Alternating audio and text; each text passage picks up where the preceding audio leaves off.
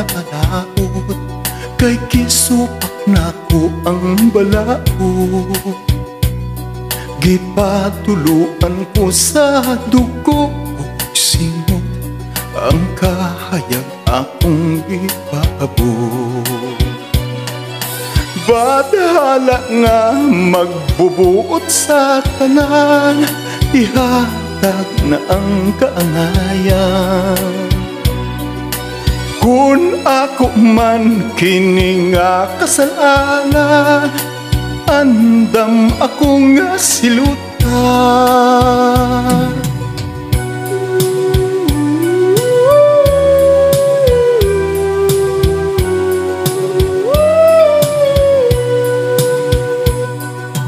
Asawa ko ug akong mga anak, sa akong kiliran nahimula.